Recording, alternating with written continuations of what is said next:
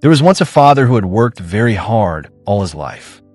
After years of saving, he finally bought his dream car, shiny, beautiful, and brand new. To him, it wasn't just a vehicle, it was the pride of all his hard work.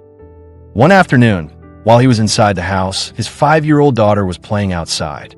Suddenly, he heard a strange scratching sound. He rushed out, and his heart skipped a beat.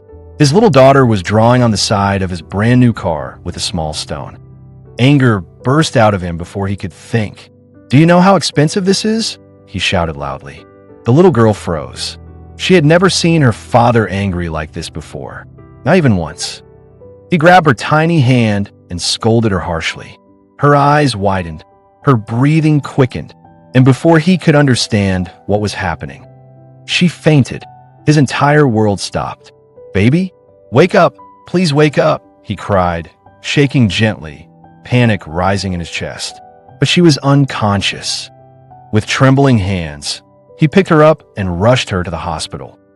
After examining her, the doctor came out and said gently, "There's no physical injury. She fainted due to extreme emotional shock. A sudden loud reaction from someone she deeply trusts, especially for the first time, can be overwhelming for a child." The father felt the ground slip beneath his feet.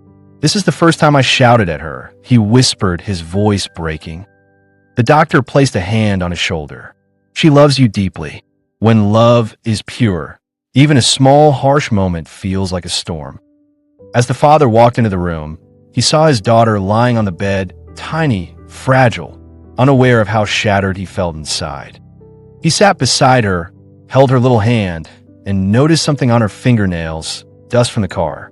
And then he remembered the marks on the car.